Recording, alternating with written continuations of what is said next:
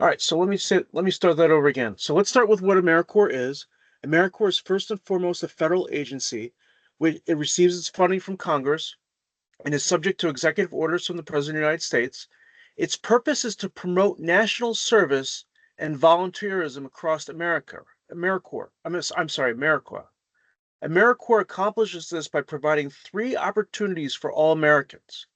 First, it encourages them to serve their country, addresses our nation's most pressing challenges, and improves the lives of others in the community. There are three key areas that these opportunities focus on. They include disaster services, education, healthy futures, economic opportunity, environmental stewardship, and veterans and military families. And you'll commonly see these are three areas that your grant applications may focus on. These are things that AmeriCorps highlights as priorities.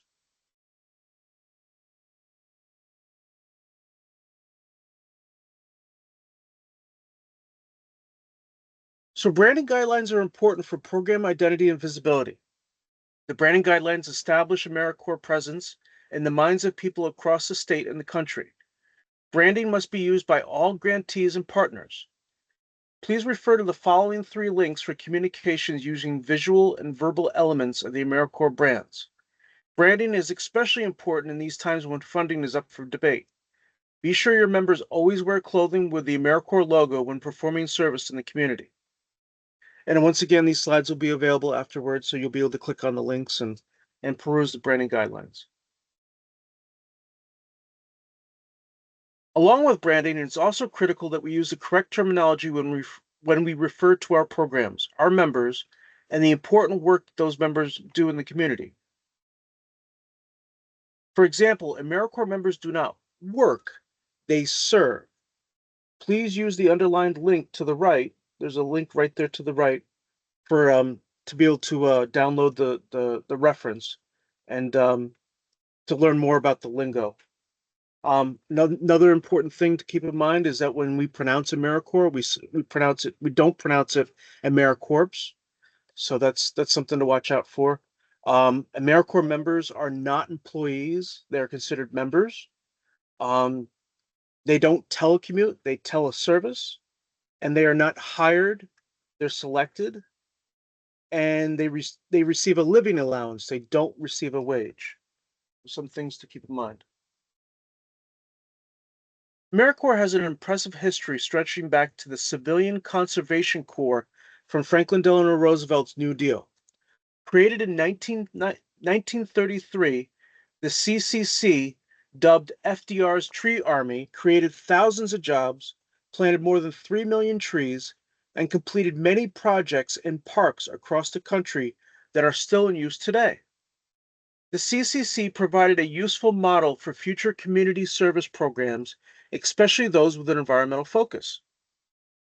Another important milestone in the history of AmeriCorps was the creation of the Peace Corps, which was established by an executive order from President John F. Kennedy in 1961. In fact, AmeriCorps is commonly referred to as the domestic version of the Peace Corps. More service programs were created in successive decades, including Volunteers in Service to America, otherwise known as VISTA, in 1964, Senior Corps in 1973, and the National Civilian Community Corps, otherwise known as NCCC or NCCC, in 1992, among others. Another important date is 1993. AmeriCorps was formally created by the National and Community Service Trust Act. The following year, President Bill Clinton swore in the first class of AmeriCorps members. AmeriCorps stands upon a strong foundation reinforced by 2.5 centuries of service. As an AmeriCorps New York subgrantee, you are part of this rich history, and you will help shape AmeriCorps' legacy and carry it into the future. Keep in mind that AmeriCorps is a federal agency, and at the federal level of AmeriCorps, they empower an entire ecosystem of service through their core programs. The New York State Commission receives their AmeriCorps funding as a state service commission and distributes those funds to subgrantees, just like yourself. The commission shows here as yellow, and the other core funding opportunities are the other gray circles revolving around the federal level of AmeriCorps.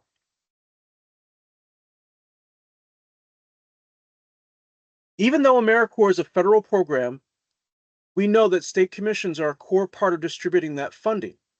In New York State, the commission was established in 1993 by an executive order signed by Governor Mario and Cuomo. Each successive governor has continued that executive order to the present. The New York State Commission is dedicated to promoting volunteerism and community service as ways to solve community problems.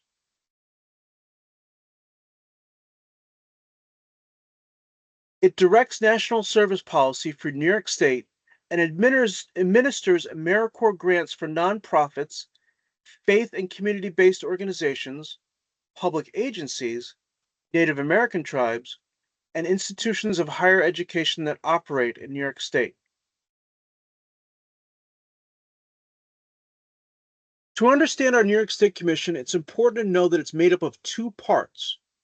Does anyone know what those two parts are?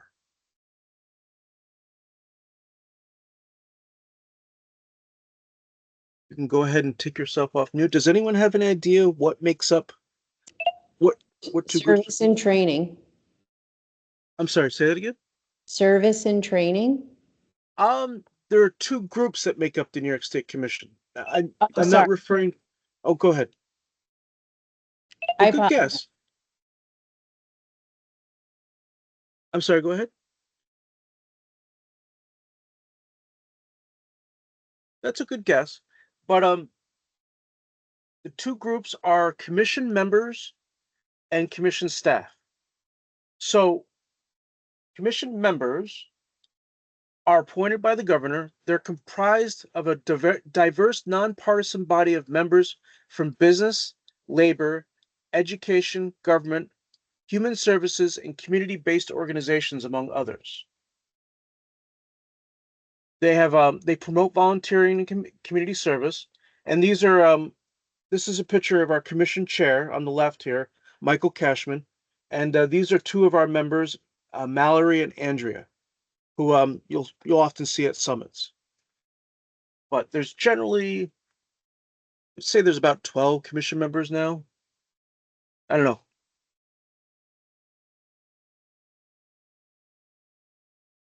The other group, commission staff, which I'm a member of, are an office staff hosted and supported by the New York State Office of Children and Family Services. The commission directs national service policy for the state and directly administers federal grant funding. The commission organizes grant challenges, makes funding recommendations to commission members, monitors active grant programs, plans events and service projects, offers training and technical assistance, conducts outreach, and manages contracts, among other duties. Together with the federal AmeriCorps agency and a variety of other partners in New York government, the commission has helped facilitate statewide community service projects for over 30 years. In that time, more than 100,000 New Yorkers have served over 150 million hours and earned more than $385 million worth of education awards. So even though we kind of introduced all of us, everyone with the commission staff, or most everyone, I just wanted to take a second and just kind of provide a picture to the name. Beth introduced herself, Megan, there's Jim, Michael, and Anthony. Many of us serve as program administrators for your program, and you those assignments may have changed, but just to make you aware of that, and you'll be any changes that might have been made to those program administrator assignments, you'll be made aware of in the next coming weeks. And this is the other half of our staff. Do keep in mind that Cooley will be leaving us very soon, so he will no longer be part of staff. But so far our staff is 10 strong. And that's the other part of the commission members and commission staff. Okay. The commission has a proud history, but it strives to ensure the future of national and community service in New York is even brighter. Guided, guided by this is the 2024-2026 State Service Plan. The Commission remains committed to advancing those who want to enhance economic opportunities, educational outcomes, environmental conditions, and the overall health and wellness of their communities. And for the Commission at the state level, community wellness, economic opportunity, and conservation and environment are our three priorities at the state level. Slightly different than the six priority areas for the federal AmeriCorps agency.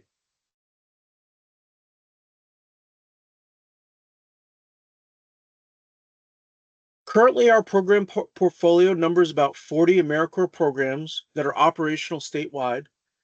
They're representative of all federal priorities, the six key focus areas that I mentioned earlier. And all New York State programs are asked to, most importantly, recruit for members, which we'll go into that here in a moment. Participate in national and New York State days of service, such as MLK Day, National Volunteer Week, 9/11 Day of Service, which is coming up soon, and Remembrance, and I Love My Park Day.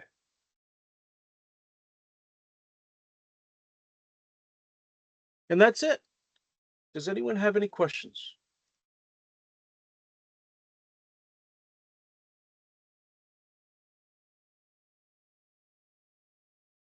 Any questions at all? Okay.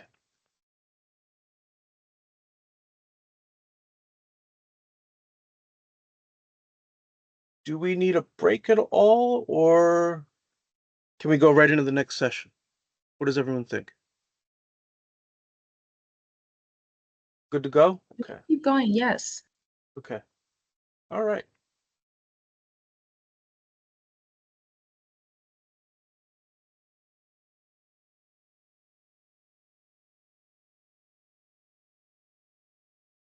Just bear with me for 1 second here.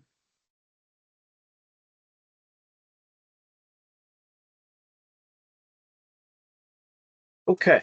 So, program policies and procedures.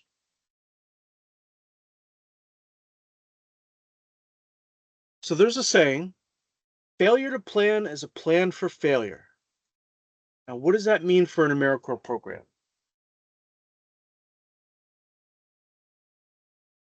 That refers to characteristics of good policies. A good policy should be clear, concise, and simple, and also specific, and should be consistent and logical. It's important to communicate expectations, and a program wants to address the questions, what should be done and by whom?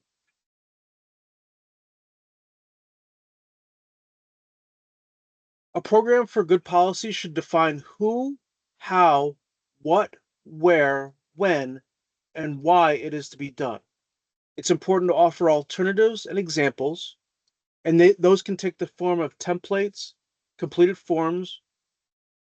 It's to make sure that you incorporate federal regulations and grant terms and conditions and other program requirements. And a good policy is always to regularly monitor and revise. And here's my agenda for program policies and procedures. We're going to cover timekeeping, teleservice, evaluation, compelling personal circumstances, and we'll go through other important policies. So timekeeping. Time and attendance records are used to document member eligibility for in-service and post-service benefits. Programs must have a timekeeping system that's compliant with the 2 CFR, and there's a link there for that regulation right there. What are AmeriCorps' timekeeping requirements? So it's important to ensure that time and attendance is conducted and recorded by AmeriCorps member supervisors with real or electronic signatures, or by both. Programs should retain time records for at least 7 years and make them available for review by monitors or auditors. Some groups that monitor or audit could be the commission, the mother agency, the agency that oversees the commission, the New York State Office of Children and Family Services, AmeriCorps at the federal level, or the AmeriCorps Office of Inspector General. When you're timekeeping, it's important to differentiate between the member's service, training, and fundraising hours. Programs should record actual time spent by program staff working on an AmeriCorps grant. Reimbursements are not based on budgeted amounts. It's important to distinguish expenses associated with different contract periods or program years.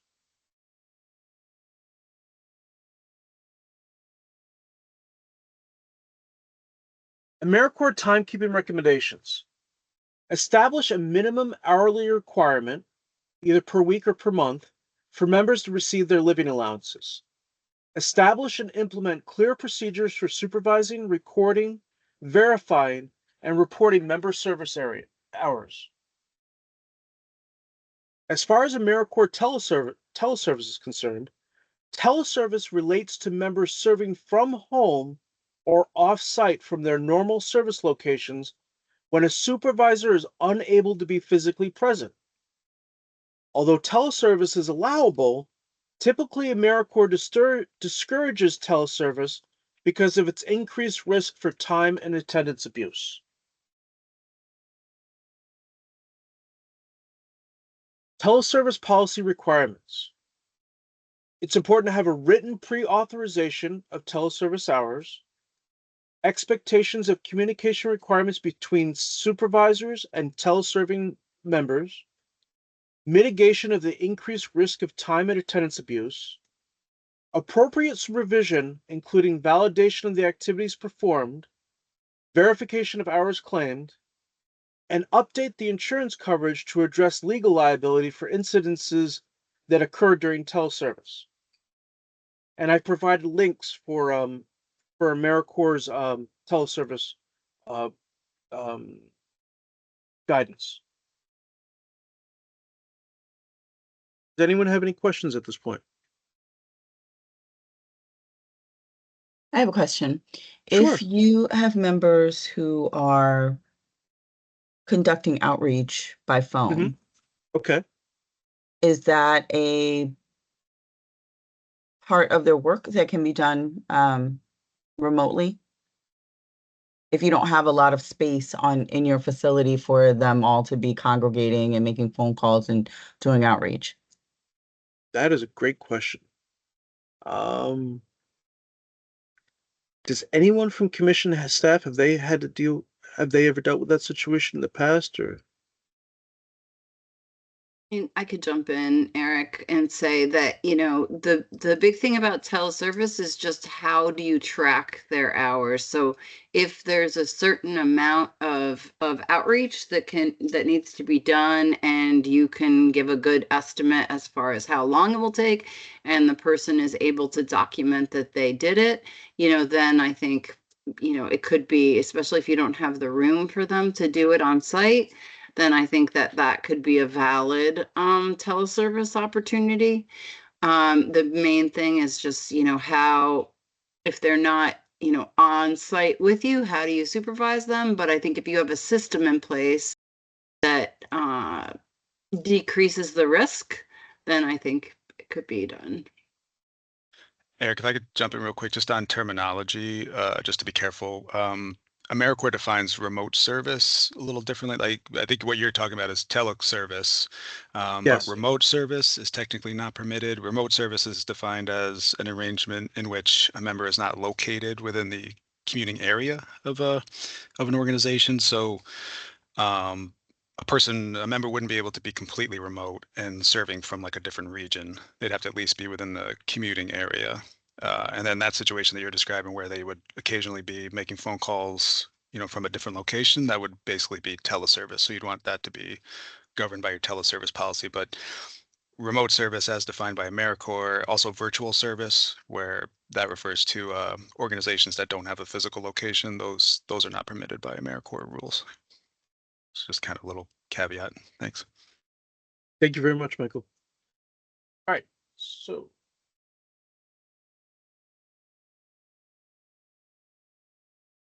I have a poll question. If you want to go ahead and scan this QR code and let me know if you have any trouble. We've tested this quite a few times, so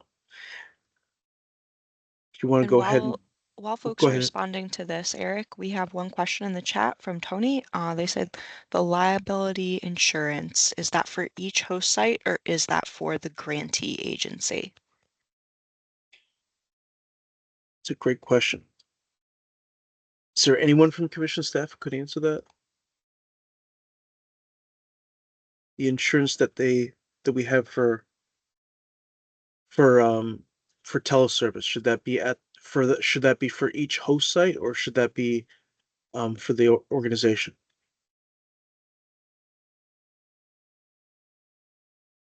I might have to look into that area. I think it's for the organization, for the subgrantee. I can Okay. look to try to clarify that though. Okay.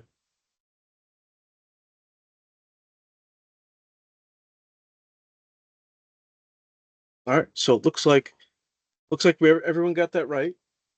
So yes, AmeriCorps does permit teleservice, but it's important to have an agreement between the supervisor and the AmeriCorps member to make sure that's not being abused.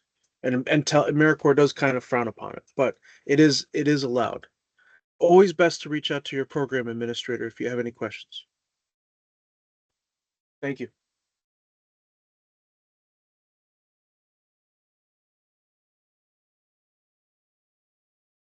Okay, so evaluation. So evaluation this is member evaluation. This is not program evaluation. And what that means is AmeriCorps uses scientifically based research methods to assess the effectiveness of programs. I'm sorry, this is program evaluation. Types of evaluations can include, there are program evaluations, which are intended to establish a causal relationship between programs and desired outcomes.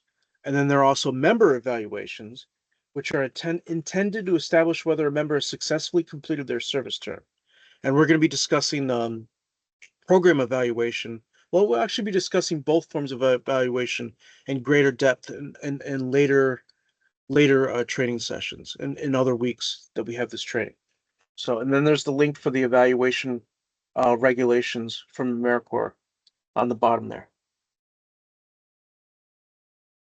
So, excuse me, program evaluation requirements are based on the type of funding, whether or not you're receiving competitive or formula funding, the type of grant, whether it's cost reimbursement or fixed, and the size of a grant.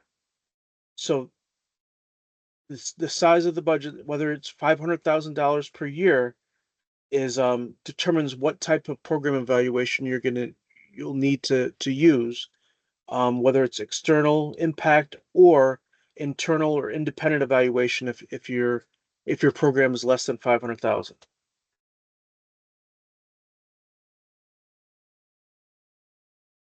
Program evaluation requirements are also based on program history, depending on where you are in the 3-year grant cycle, and we'll discuss that. Well, yeah, usually with our grant applications, with our grant funding, it's a 3-year grant cycle, and where you are in that, whether you're first, second, or in your 3rd year of that grant cycle. There's only data and collection and planning required when you're within the 3-year cycle. There's no evaluation required. I'm sorry, when you're in the 1st year of the 3-year grant cycle. In the 2nd year, evaluation plan is required with application and evaluation completed during the cycle, and any subsequent cycle after that, you need to complete a report required with the application and new evaluation plans that build on previous evaluations. If I could really quickly, Yes. Eric. Go ahead, Anthony. Because you mentioned in the first year, it's actually the first 3-year grant cycle. Okay. So you're looking at it in terms of grant cycles as opposed to years within each 3-year grant cycle. So if you're a brand new grantee, in your first 3 years, you're not required to submit with your application, and many of you are probably aware of this, having recently been awarded. If you're a brand new program, you didn't have to submit an evaluation of your program design. The expectation is that you're setting up a data collection system and planning so that you're in a place to then carry out an evaluation of your program in your second 3-year cycle. So when you're submitting a recompete application after your first grant cycle, you will include as an attachment to your application an evaluation plan, which you will then carry out in that second 3-year cycle. And you will then have a report, having carried it out in your second 3-year grant cycle for your third 3-year grant cycle. And the evaluation report will be an attachment to your third application. Thank you for that, Anthony. Thank you for clarifying. Sure.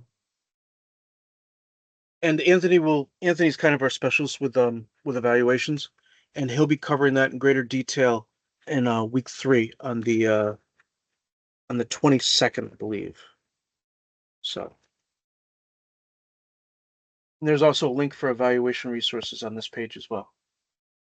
Eric, if you don't mind me taking a second, Sure. Megan found an answer to Tony's question in the chat. The grantee is responsible for ensuring adequate general liability coverage for the organization, employees, and members, including coverage of members engaged in on and off-site project activities.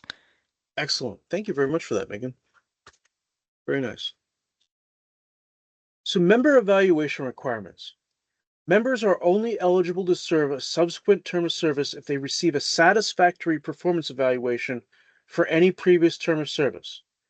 End-of-term evaluations should consist of a determination of whether the member has successfully completed the required term of service, was released from service for compelling personal circumstances, which we'll talk a little bit more here in a second, was released from service for cause making the member ineligible to receive an education award, a performance and conduct review to assess if the member has satisfactorily completed assignments, tasks, or projects, or made a satisfactory effort to complete assignments, tasks, or projects, or met any other criteria clearly communicated at the beginning of the term of service. So what are compelling personal circumstances? AmeriCorps members may exit service early for 2 reasons: cause or compelling personal circumstances. Programs determine whether compelling personal circumstances, which are conditions attributed to the program or otherwise unforeseeable conditions beyond the member's control, will prevent a member from completing a term of service. If a member completes at least 15% of a term and is exited with compelling personal circumstances, the member is therefore eligible for a partial education award.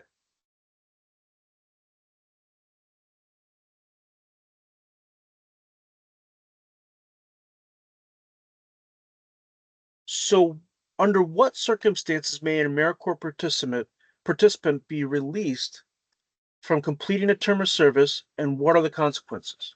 So, compelling personal circumstances may include military service obligations, opportunities for members to transition from welfare to work, disability or serious illness, natural disaster, strikes, a relocation of a spouse, or premature closure of a project or program.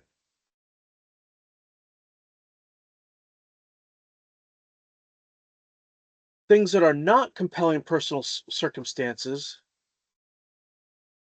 include enrolling in school, to obtain employment, or because of dissatisfaction with a program. Anyone have any questions at this time? Terry, can you go back to that, to the slide before Sure. that last one? Yep. No, So- before that one. Oh, I just wanted to see, okay, what about, pregnancy, or someone wanting to, they want to stay home with a new baby? I was just trying to make sure I didn't miss that. hmm. That would be CPC. There's some specific regulations related to a pregnancy, and I can put a link in the chat, Eric. Okay. Okay, thank you.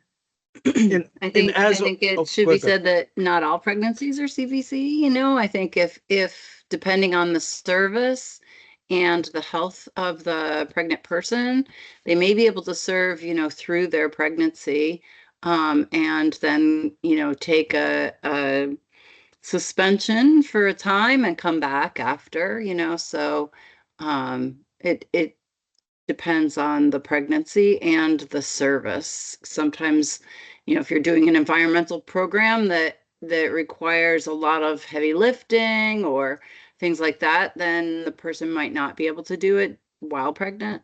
But a lot of service they can do. Yeah, this list is not exhaustive, as Megan indicated in the chat. And if there's anything that you may have questions about as far as CPC, you know, feel free to reach out to your program administrator. That's what we're here for. Or the commission, or any member of the commission, well, your program administrator. So definitely. Does anyone have any other questions about this, or any other topics I've covered?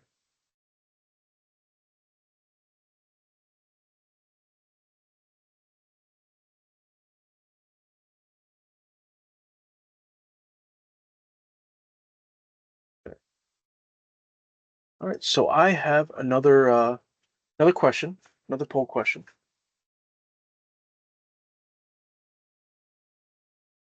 You could go ahead and scan the barcode, and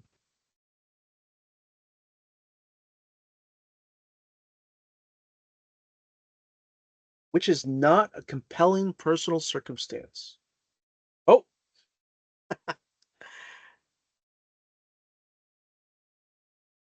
great job, everyone. That's correct. Family reunion is not a compelling personal circumstance. Wonderful. Good job.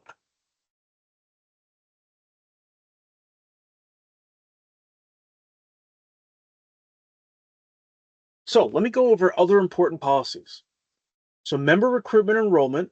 Don't forget your national service criminal history checks, which we'll go into greater depth in a subsequent week. Program monitoring and management, host site selection and management, recording and documenting grant income and expenses. Those things can include budgeting, cost allocation, reimbursement, matching requirements, and financial reporting.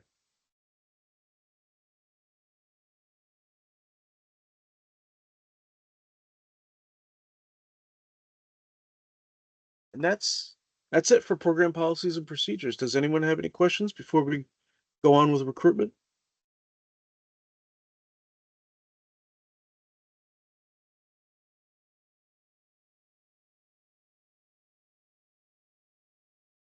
Well, Michael just put in something in the chat about CPC, compelling personal circumstances.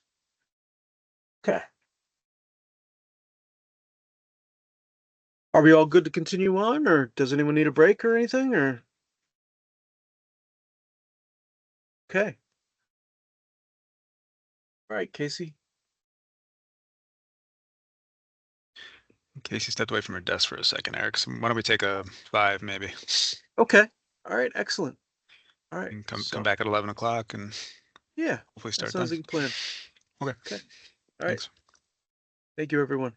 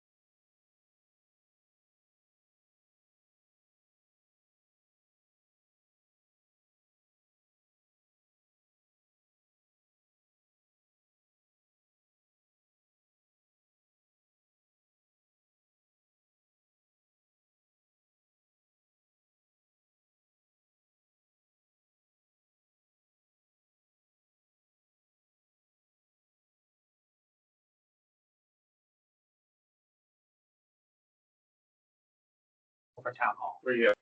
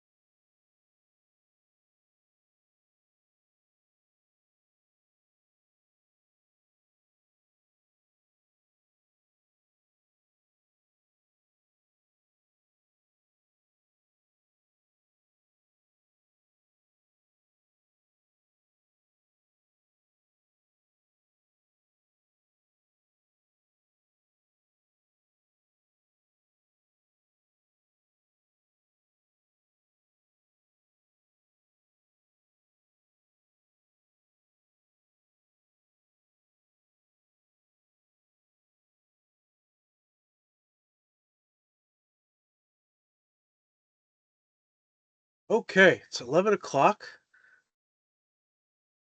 Looks like everyone is, well, is everyone with us? Casey's here. Okay, I apologize. that's all right. I ran into Michael in the hall and he said you were looking for me. It's just the most inopportune moment. I apologize. It's okay. So Glenn asked in the chat, did we review the rule about term limits, like lifetime limit versus education award limit? Michael, do you cover that in your slides? I don't believe I do. I think we can just, I think generally the rule is you can serve up to 4 terms or the equivalent of, hold on, let me get this right before you can only earn up to 2 full-time education awards. You can basically serve as many terms as it takes to do that, or 4 terms, whichever comes first. Is that in the program handbook, Michael? I just Uh, wanted to come off mic for a oh, second. I do sure. recall there was a time where unlimited AmeriCorps terms seemed to be either a possibility or something that they were working towards, but then the language of how it was described I seemed to remember that. limit it based off of the education awards. I just want to know if there was clarity around what exactly is yeah. the limit, whether it's truly unlimited or it's only unlimited if you're doing like micro terms. I'll grab the actual language, so you have the official language, but yeah, where they landed was it's not unlimited. It's you can do more than 4 now. It used to be 4 or well, used to be just be 4, and you can only earn the 2 full-time education awards. But now you can serve more than 4 to get to the 2 full ed awards. So it's either if you earn 2 at full-time ed awards, you can serve 2 more terms. Say you do 2 full-time terms and earn the 2 full-time ed awards, you can do 2 more terms for a total of 4. But you could also do more than 4 if you're doing less than full-time terms to get to the 2 full-time ed awards. But Does I'll put the Does eGrants allow for that at the moment? Like allowing more than 4 enrollments? we haven't come across it yet. So, I mean, it should. That is the rule that they made. Hopefully, the technology has kept up with the rule, but I Like haven't seen I would be anyone curious if denied. we could Yeah. like force eGrants to continuously enroll folks, even if they had already hit that double full-time education award limit, because they're not checking for that, or whether they're just checking for just how many terms they did in general. So it depends on how many terms it took a person to get to the 2 full-time ed awards. If they did it in 2 full-time terms, they're still eligible to serve 2 more terms per the regular rules. So eGrants would allow them to be enrolled, that individual in that situation. But my understanding is if you've earned 2 full ed awards and served 4 terms, then you wouldn't be able to be enrolled in another term after that. Okay. Would you be able to find the official Yeah, language and just paste in yep, the chat? I'll look Okay. for that. Thank you. Hi, Eric this is also. Beth. I can read this to you. And I would and prefer it written so that I could copy and paste it somewhere else. sure. Thank you. That's Do a great you have that, question, Beth? Glenn. Have it. Okay, I'll let you post it then. Thanks. And Erica brings up in the chat that the member has to acknowledge that they are not eligible for the education award. So that's also important. Correct. Yeah, if you've already earned the 2 full-time ed awards, when you go to enroll them, the member will have to acknowledge that they're not eligible for any additional awards. Or if they are at like 1.5 and they get enrolled, they'll have to acknowledge that they can't have a full ed award. That looks Great like question, Beth put it Glenn. in Thank you for the, bringing it up. Thank you, Beth, for putting that in the chat. Does anyone have any other questions about anything that we covered or didn't cover? Or there's much more to cover. So going once, going twice. And if you do have a question, you can either throw it in the chat or feel free to take yourself off mute and go ahead and interrupt us, and not a worry. So that's okay with you, right, Casey?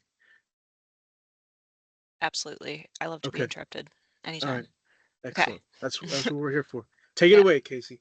All right, we're gonna get into our third session for today on recruitment, and you'll have to pardon me while I pull this up really quick. But here we go. Here we go. We're in business. Okay. Full screen mode. So welcome to the session on recruitment. If you don't need to know me, my name is Casey Vinslet. I'm a program administrator with the commission, and I also work on communications functions for our office alongside Michael. And to the extent that our office is able to, I have worked on general AmeriCorps New York, like brand awareness and recruitment efforts, both in person and obviously virtually. Member recruitment and member retention are two of the metrics by which we determine program success during reporting periods and operation periods across your grant cycle. And programs initiate member recruitment at different times a year, sometimes in different rounds, but for many programs, recruitment season is either in full swing or is about to begin. So I have a question for you, if you don't mind taking a moment.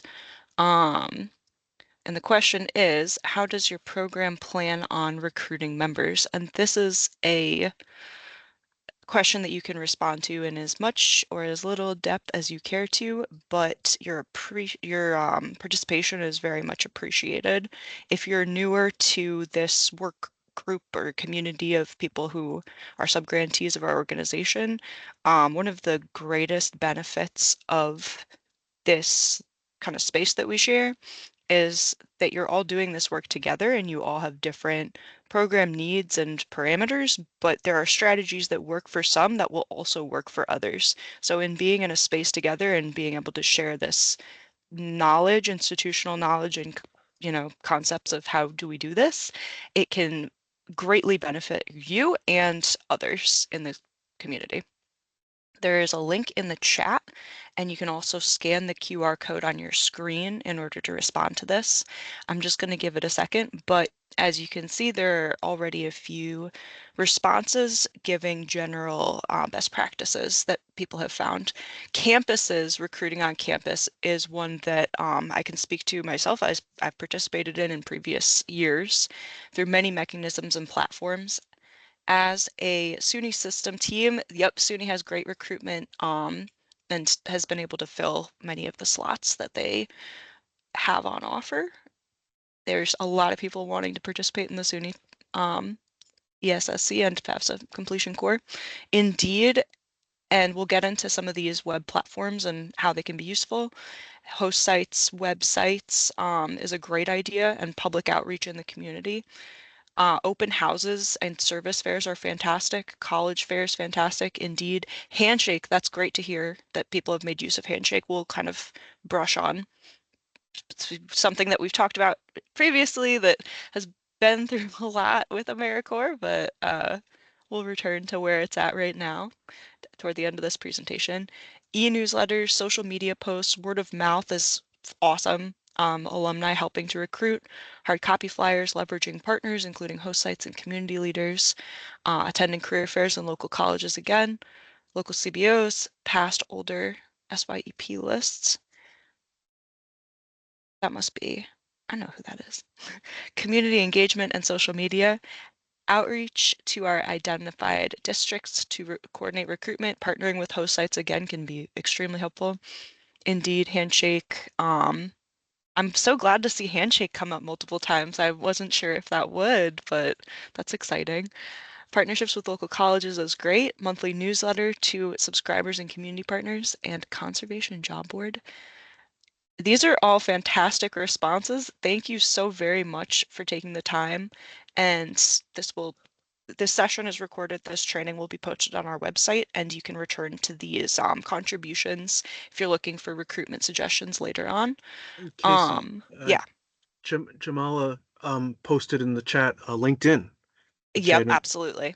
Yeah, Absolutely. it's a Indeed, great LinkedIn. suggestion. Yeah. Yeah, absolutely. Thank you very much. Alrighty, come back here. There we go. There we go. Okay. All right. So thank you again for your contributions to that. During this presentation, we're going to review member eligibility requirements, provide recommendations for recruitment and retention strategies, and we'll give an overview of existing resources as well as new efforts that the Commission is adapting to make centralized recruitment through us to get members to you a more seamless effort. And as a jumping off point, there are some resources that have been developed by the federal AmeriCorps agency in happier days that provide general guidance on recruitment. And although the agency's website is currently under renovation, making many resources such as this repository PDF here inaccessible at this time. Once it's back up, we're hoping that valuable resources like this will be available to you once again. And resources generated by AmeriCorps affiliates, like America's Service Commissions or ASK, are hosted independently and are still available. So the link to the 2019 Recruitment Resource Guide pictured here will be working when this presentation is shared with you. For all of these slides, which will be posted on our website, when you download them and click the link logo or the document that's linked, you'll be able to access the documents or web resources that are on display on these slides. So when working on recruitment, it's important to remember that there are eligibility requirements that a candidate must satisfy in order to be considered as an AmeriCorps member per Article 45 of the Code of Federal Regulations, subsection 25. Yep. Oh, beautiful. Subsection 2522.200, and that is linked at the bottom of this slide. An AmeriCorps member must be at least 17 years of age at the start of their service. They must have a high school diploma or its equivalent. They must be a citizen, national, or lawful permanent resident alien of the United States, and they must satisfy the National Service Criminal History Check eligibility criteria. And as you'll see on the next slide, and what's asterisked here, the law does uphold some exceptions to the general eligibility criteria. And my colleagues and I have found that when we table at job fairs or community fairs, particularly at colleges, we end up speaking with a lot of international students who may not satisfy the citizenship criteria on the surface, but they may be eligible to become involved with AmeriCorps in other capacities. So working with Anthony, who's encountered this situation and has kind of understood the nuances of VISTA as he's managed our office's VISTA program, I've developed a one-pager pictured and linked here as a resource for anyone involved in recruitment to help guide that conversation if you care to use it. Always just an option, obviously. The two eligibility exceptions that are the most relevant to your program's recruitment efforts are those relating to age and education. Candidates who are not 17 may be eligible to serve with their parent or guardian's consent. And those who do not have a high school diploma can still serve if they indicate that they're pursuing one or if they obtain a waiver. And when you've got an interested and eligible candidate, well, I'm sorry, when you've got an interested candidate, you're going to need to determine their eligibility by reviewing their documentation of either citizenship or permanent resident status. On this slide, you can see the forms of ID that are acceptable to determine each. There will be more information about these processes in the enrollment and NSCHC sessions that are coming up next week on the 16th. So I won't go too deep into it here, but you'll be able to reference back to these lists when you come back to these slides. Or in our program handbook, we also have, like every possible list and process but it's many, many pages long. So, the slides can be useful too. I think, Chris, you have a hand up? Yes. Yep. Yes, good morning. Yeah. I had a question about the service requirements that was just stated. Did you just say that members can serve under 17 with parental consent? Great question. I'm gonna go back to the exact wording. The exception to the age eligibility requirement is that individuals may be eligible to serve if they are out of school youth 16 at the start of service and participating in a community development program. And then the way that that would be documented on their member service agreement in the MSA template, you can see like as you're filling it out, you've got the place for the member to sign, and then sometimes, I mean, it's always there, but oftentimes not something that you need to address because the member is above 17. There's the spot for their parent or guardian to sign. So if you were in the situation where they're an out of school youth, and they're 16 at the start of their service, and you would just need to collect that parent guardian signature so that they would be able to serve. Does that answer the question? Yes, one more. The education part. So they have to be 16, but if they're pursuing a high school diploma, then they can also serve, it says. Right. And I think there's a lot of flexibility with this, and Michael and Anthony can correct me if I say something wrong, but they kind of have to like indicate that they are currently pursuing or are agreeing to pursue like a GED, high school equivalent, or some other form of completing their high school requirement. Is that right? And they'd have to agree to do it before they can use their education award. So their education award, right, it's not going to be useful if they don't have their high school education.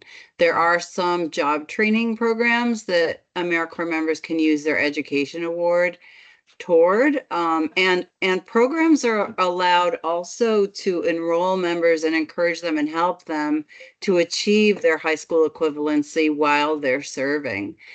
So if you have youth that are out of school that you want to get enrolled in your program and help them to achieve their high school equivalency, that's allowable as well. So you certainly can talk to your program administrator and we can get you some resources. Thank you, Beth. Just quickly, I put in the Hey, chat thank the you.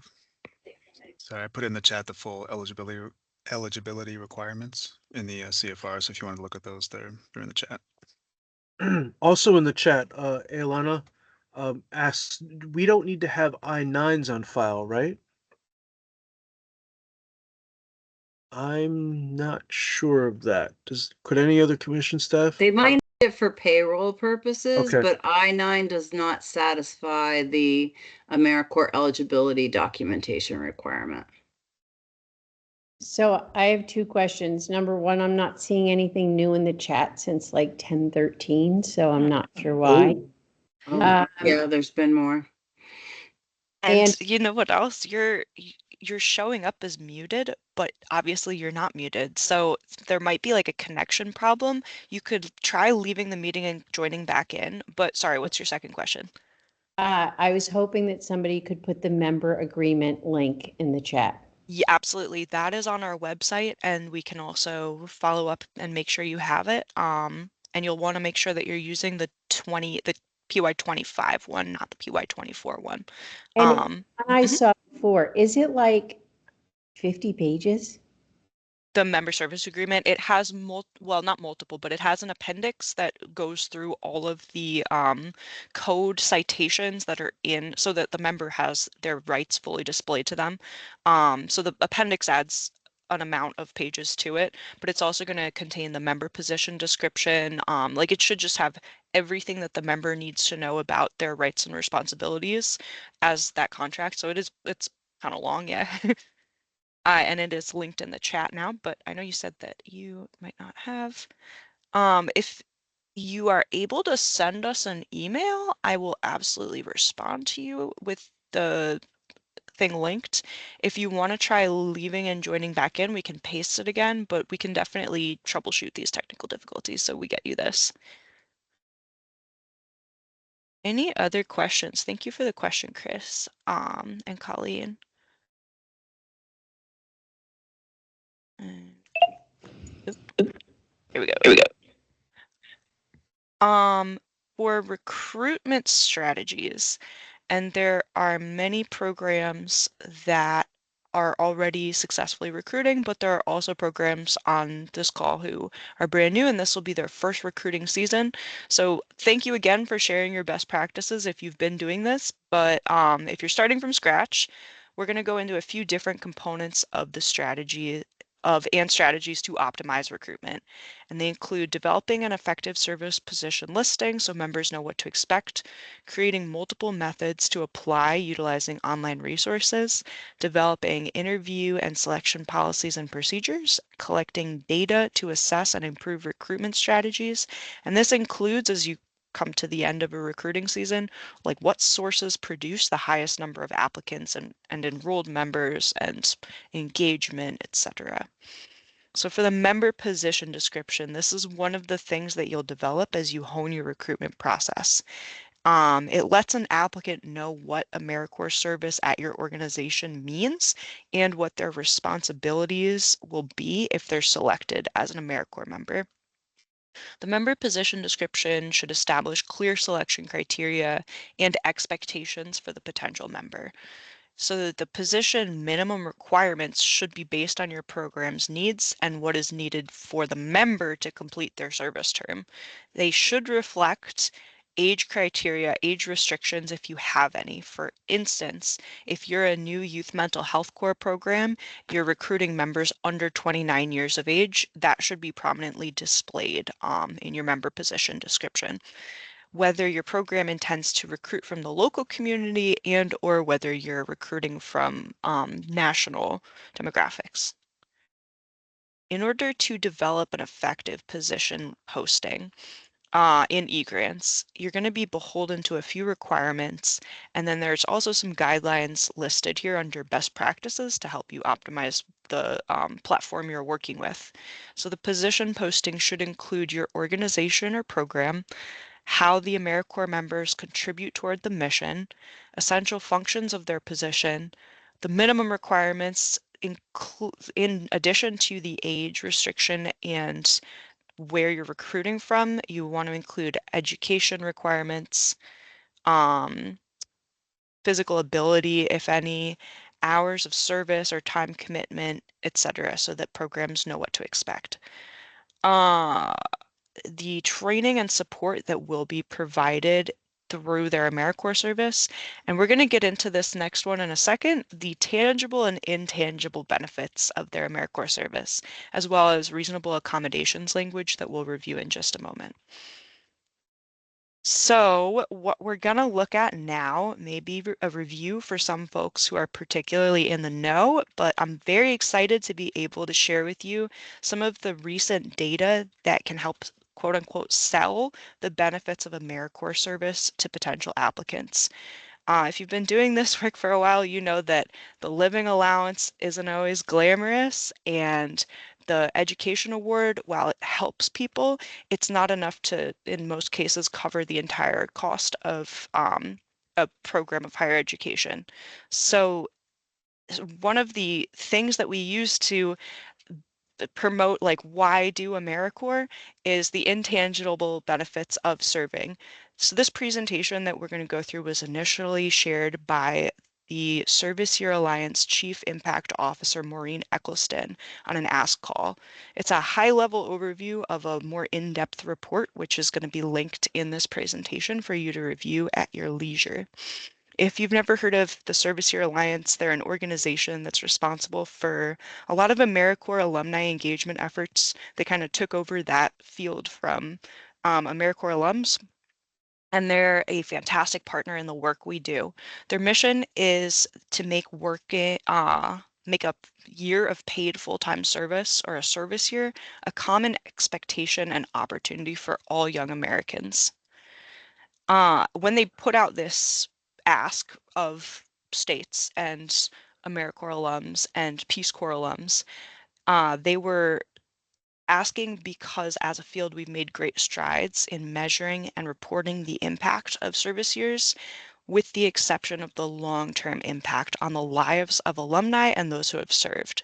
So in this very year, 2025, Service Year Alliance launched a first-of-its-kind survey to alumni of a national service program, including AmeriCorps, Peace Corps, and Youth Build. But a lot of the data is relating to AmeriCorps members. The big takeaway from the survey was that service years work for young people, for communities, and for the nation. And in a time of economic uncertainty, the workforce shortage, and the civic division, expanding access to service years is a smart solution. One of the main ways to use the data that they recommend is to strengthen the core member recruitment messaging, because as you'll see, there are some really strong trends in the data collected that show why a service year is valuable to young people and alums in general. There are many other ways to use this data, so highly recommend you check it out as you're considering other ways that this could benefit your organization and your AmeriCorps program. The survey was administered to respondents from every state, Washington, D.C., and the U.S. Virgin Islands. And Maureen Eccleston casually mentioned that the most common respondents were in New York State and Pennsylvania. So good job, us. 95% were AmeriCorps alums. 66% served when they were between the age of 18 and 24. So important recruitment data is that's a demographic that comes in clutch for these programs, and half completed more than one service year. The service experience, as demonstrated by this data, was that 27% served in capacity building and 73% performed direct service. 58% were serving in a different location than where they grew up, which is also relevant to your recruitment efforts as you consider who is more likely to serve as an AmeriCorps member in my area. 49% said that the community in which they served had a lower socioeconomic status than their own, and 35% said that it was a similar socioeconomic status. The motivations that people cited for doing a service year, top 3 were solving a community need, gaining experience for a career, and receiving the education award. Those top 2 can be major considerations to you as you figure out your messaging for your recruitment season. Those are 2 things that people cited as big reasons why they chose to serve. Other reasons included working with people of similar ideals, the living allowance and stipend, and to make friends, and social reasons.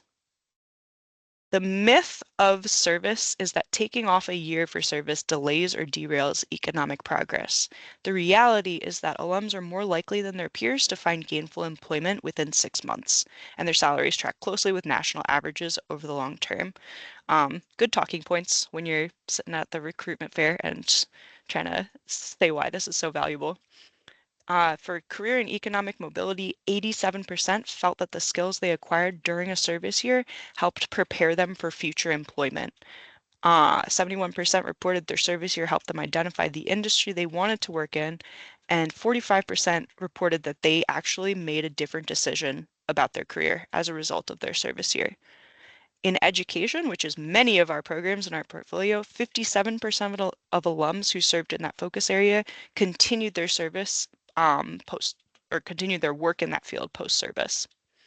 And the skills which we mentioned that are main intangible benefits of serving include 84% who said that they gained the skill of adaptability, 82% said they gained communication skills, also 82% said they gained collaboration skills, problem solving, compassionate community engagement, leadership, listening, time management, planning, conflict resolution, all great intangible benefits of service.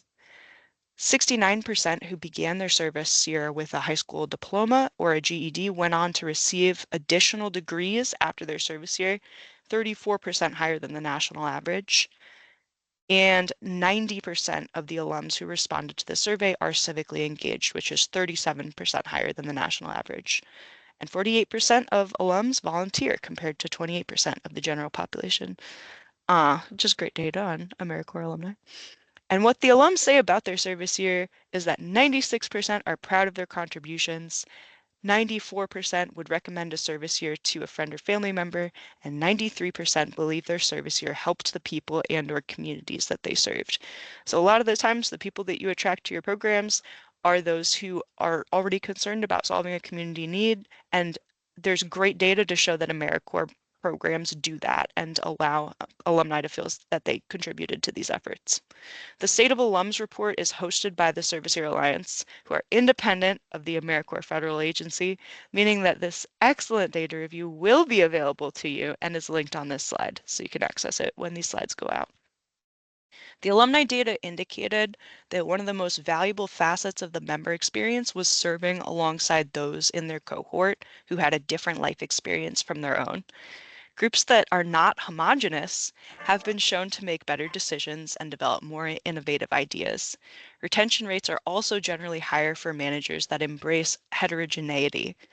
AmeriCorps programs that have a higher level of heterogeneity have a greater ability to place members to serve beneficiaries of similar cultural or socioeconomic status, which an ever-growing body of research suggests can produce both cognitive and social benefits.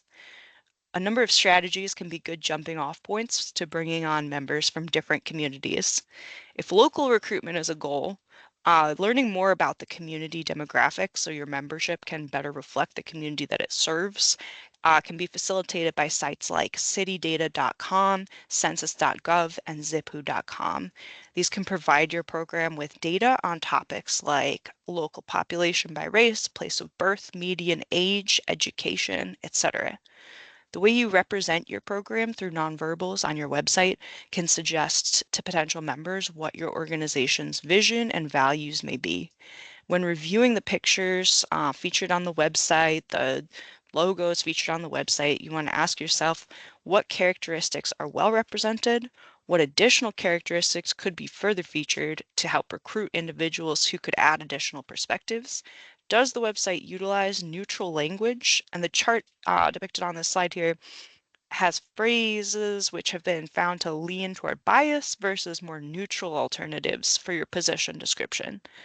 Another good strategy for engaging the community, send quick emails to local parent-teacher organizations, community groups, churches, mosques, temples, organizations that represent a wide array of individuals and provide them with information about your AmeriCorps member service opportunities. Sounds like a lot of you are already doing that based on some of the input from the beginning. Most groups are happy to share the information that's positions available with their community, especially in underemployed communities. Identifying cultural events and fairs that will be happening in your community is a consideration. You might want to purchase a sponsor booth if you can, just to put your name out there. So reasonable accommodations for members with disabilities component has not changed. The AmeriCorps members with disabilities bring unique skills, experiences, and understanding that can enhance your program services and are oftentimes very committed to completing their term. Ensuring that your program's position description and postings clearly state that reasonable accommodations can be made to enable individuals with disabilities to perform essential functions of the position can help to make that seem accessible to folks who are reviewing it. And conducting specific outreach activities to engage communities or persons with disabilities and organizations that serve these communities can also help bring in that demographic. I think I may. Okay. Sorry. Also on your website, the use of alt tags is recommended. So when you hover your mouse over an image on a website, small words that pop up are called alt tags. And for someone who has a visual impairment and uses a screen reader or a software program that reads text on a website aloud, the alt tags are read aloud and are the only way to know a user with a visual impairment knows what the image is. Make sure that the videos that are featured on your website are captioned and integrate people with disabilities in the program's advertising campaigns if you can. There we go. Strategies so returning to best practices that programs often find success in leveraging for recruitment. There are different strategies that make the most sense for the two arenas that can yield more applicants depending on your program's unique structure and needs. They are local and online recruitment. For local recruitment, programs will often recruit from the populations they serve as a renewable database of folks that have an inherent interest in the success of the program, the success of the community.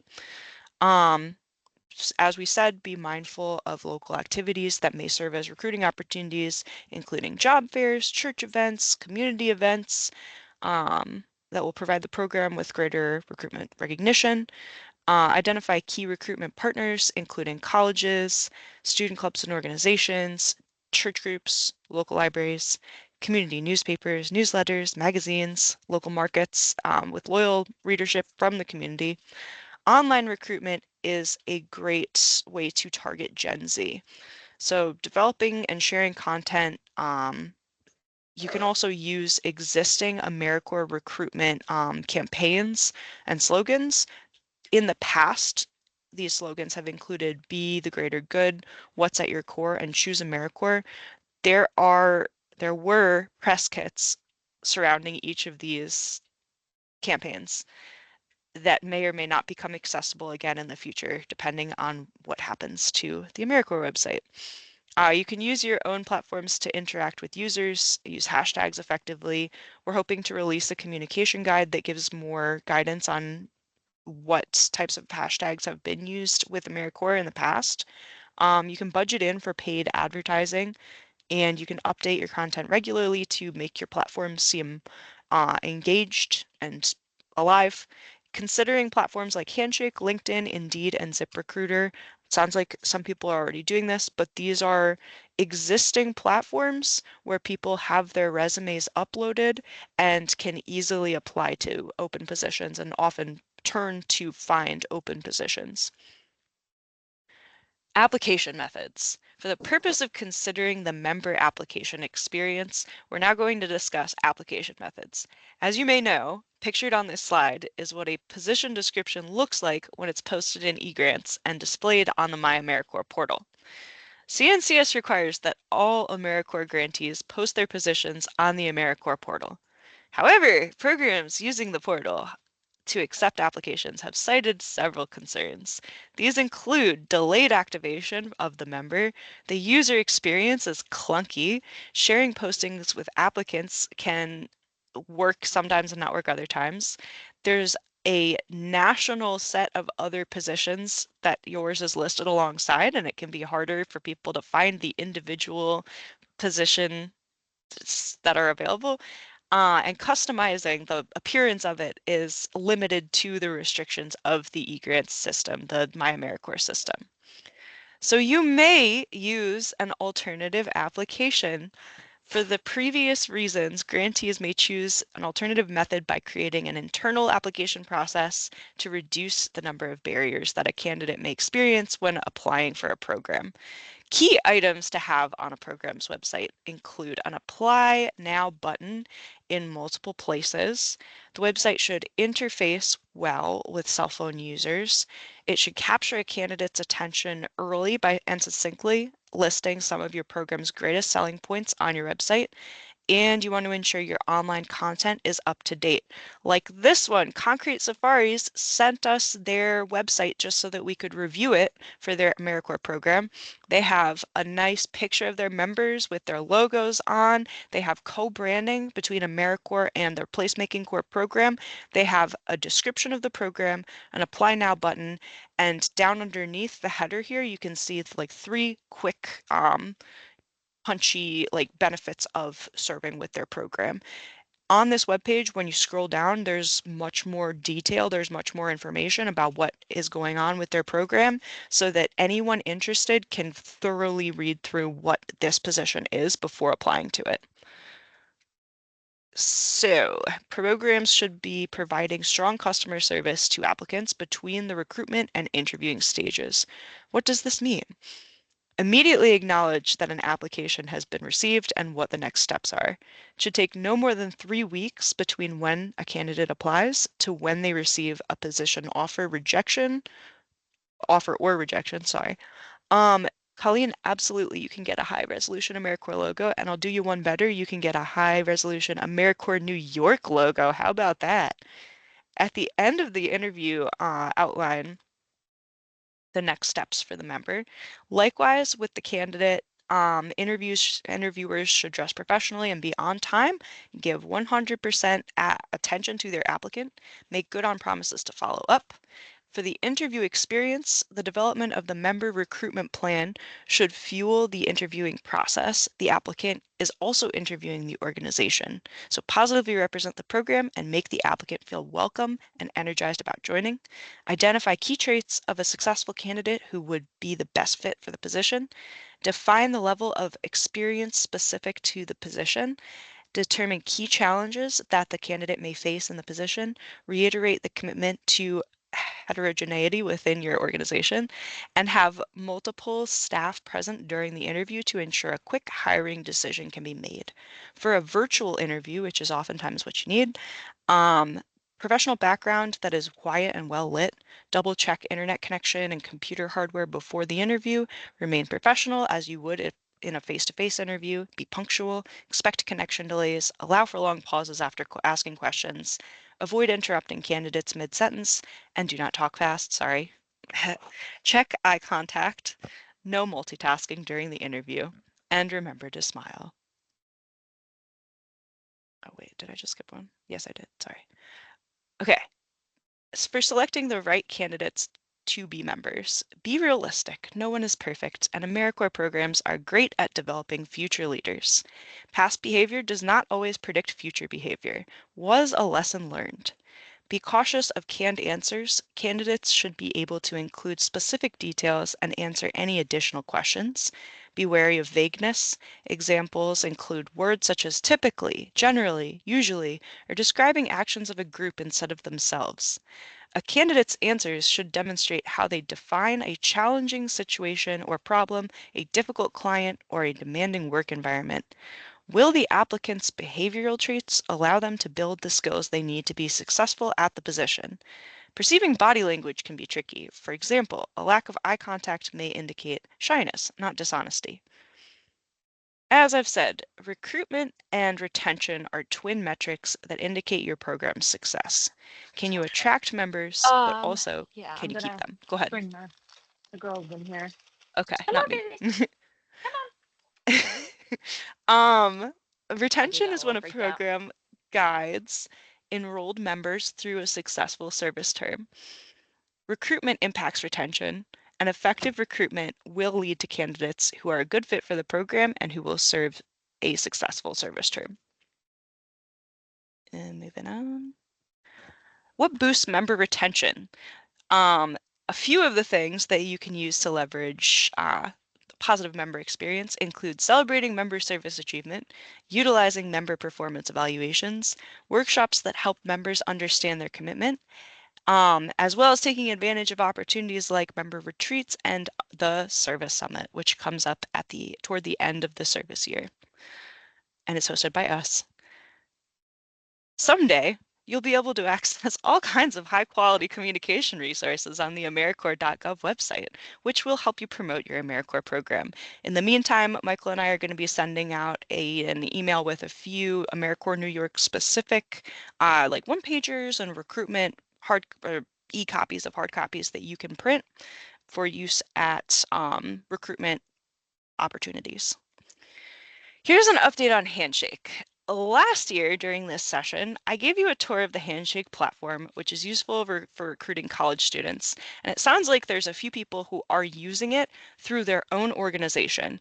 And that's a great idea. You are more than welcome to do that. It allows for you to completely control the position description, respond to messages instantly, respond to applicants instantly. Fantastic idea. In spite of an interruption in the AmeriCorps Federal Handshake account, their profile is still active at this time, and I still have access to it. In the last month, it's been used by Illinois, Missouri, and Washington to post member service positions. If using the National AmeriCorps Handshake profile is something that you're interested in and you'd like to discuss further, I am super happy to meet with you about it, and we can kind of go through what's possible. Just shoot me an email as ever. Okay, here's where I know that was kind of dry, but this is something that's new that can be really relevant. In fact, it's going to be really relevant to you because I'm going to start sending you emails, and I want you to know what they are. When we, as the Commission, receive web traffic, our most immediate call to action on our website is an interest form that's hosted on Microsoft Forms that collects respondent data. And we are launching a new automated process to get recruitment leads directly to your inbox with the consent of the potential members responding to the form. This form typically receives, I would say, 3 to 5 responses per week. And not all of those responses are going to go to you. We're going to tailor them to whether the respondent is in your region and can reasonably serve with your organization. It's not going to be a volume of emails that's supposed to be disruptive. It should be like very manageable. Starting this week, when someone fills out our interest form and indicates that they'd like to apply to be an AmeriCorps member in your program's region, their name and email will be sent to you so that you can follow up with them. The email will look like this, what's depicted on this slide. And each email you receive, as you can see in this screenshot, is going to give you the opportunity to unsubscribe. You can simply fill out the linked form where it says, if you want to unsubscribe from these emails, please use this form, that last sentence. Or you can email me and ask that I switch out your recruitment program contact in the automation. If you're getting these emails and they're bothering you, but there's someone on your team who handles recruitment that this would be useful to, just let me know and I'll make sure that these emails go to them instead of to you.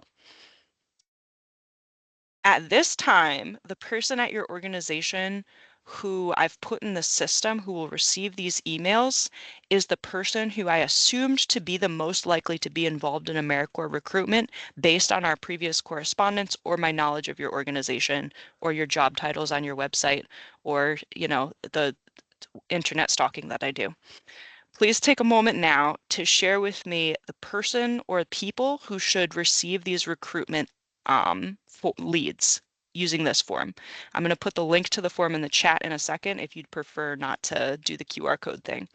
I will also be sending this person or people a list of respondents who indicated their interest in serving in your region over the course of the last 2 years, so that if you would like to use that as you start recruitment, you may. As I said on the last slide, we've received in the last 2 years 841 responses to our interest form on our website. There was a point in time at which we were running a paid media campaign and we got like a big burst in engagement on our website at that time. So we have a bunch of content or we have a bunch of recruitment leads from that time. and we don't really do anything with it. So since you guys are the ones recruiting, selecting members as per this presentation, we're going to get that information to you so that you can do with it what you will. Please take a moment to respond to that form.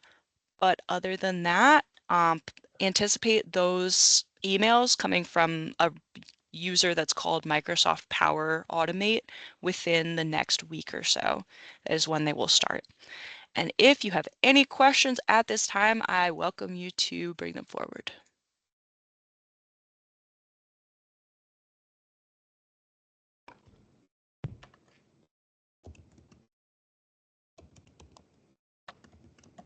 Pretty good. Thank you very much for your attention and for the great questions. And sorry, it was kind of dry, but oh, question? Oh, okay, cool. Alina, does Yep. does that include just potential student members or possible host sites?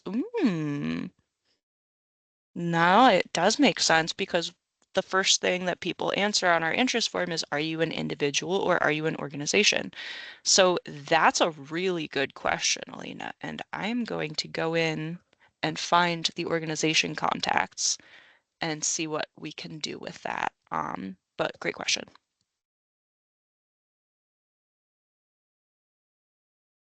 Yeah, absolutely.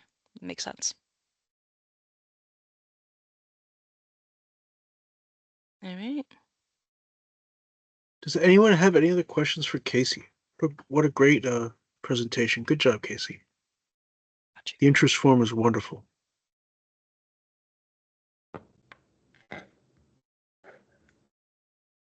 You got clapping hands, Casey.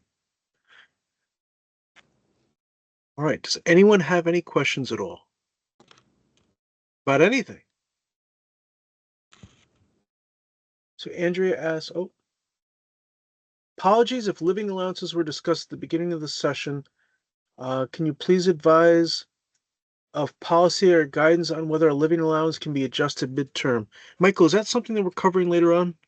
I think you cover that. Yeah, I think Yen is covering member benefits, so Okay, she'll talk that's about right. that. But to answer that question, no, they can't be adjusted. There's only with like certain circumstances, cost of living that needs to be documented. So essentially, once you set your living allowance amounts, they're set for the term. Great question, Andrea. Does anyone Hi, have any everybody. other... I have a question, and you may be covering this in a future session, so apologies if that is true. I can wait, but No worries. Curious if there is sort of like formal information or guidance around if we have to convert a member's allocated time. So that happened this past year. So, for example, most of our members are minimum time at 300-hour commitments. There were some students for a number of compelling reasons needed to be switched to the abbreviated time of 100-hour commitment. And I got a lot of conflicting sort of like information looking myself up, like if there is a specific cutoff on when that can be done or how, like what documentation you need to have if that transition occurs.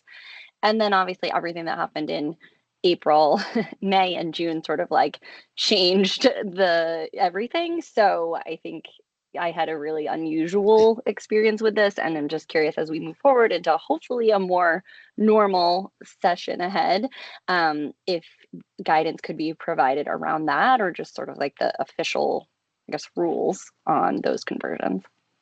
I might be wrong, but is that a slot conversion? Yeah, that's slot conversion. We are going to cover that in a later session. But I would say just for now, like the short answer would just be to work with your program administrator at the commission, just kind of explain your situation, why you're thinking of converting slots, and they can kind of walk you through it to make sure you're not, doing anything unallowable. Okay, cool. That's kind of the Thank general you. process. Yeah, but we'll get into that more. Yep. Awesome. Thanks. Yep. Stay tuned for next week, Andrew. We're gonna cover slot conversions ad nauseum. But I would say like that general statement I made applies like all the time. Like you don't have to wait till next week. If you have questions, feel free to reach out to anyone at the commission and we'll make sure someone gets to you.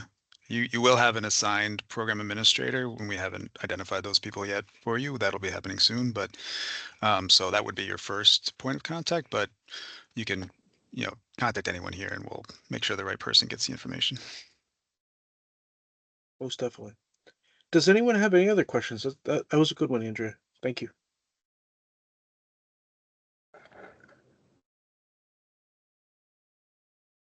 Okay.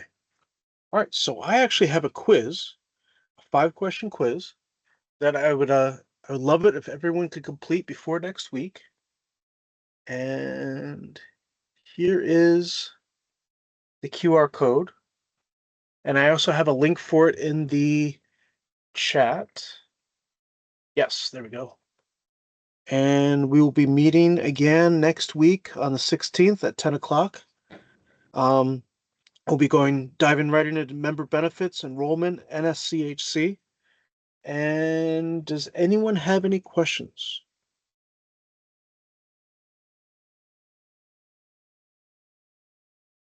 All right.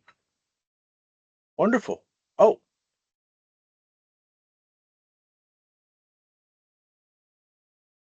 Christine, that's a great question. So most of our training is for program, but I do want to highlight that on September 30th, let me see if I can pull it up. September 30th, we're going to be doing fiscal management. And so it might be a good idea to invite your fiscal staff to come on September 30th. Just bear with me for 1 second. Let me pull up the schedule.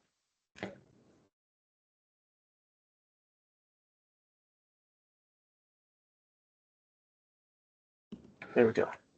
So on September 30th, we'll be covering financial management, but pretty much all of our other topics are going to be programmatic. Does that help at all, Christine, or? It does. And I think that, in our space, we did a general invitation to folks that are part of our agency. Mhm. And yet certain people have different department responsibilities. So i.e. Definitely. communications should have been on this call to. Oh. So what I'm saying is that there's different assets that in this space. I think that if we had the scope and the agenda outlined, I think it would be helpful. So thank you. Okay. I'm not so sure I captured that level of nuance. That's a very good point. All these slides will be on our website and the recordings as well. And we can direct you to where that is. But yeah, thank you very much for pointing that out. Does anyone have any other questions or any other points they'd like to raise?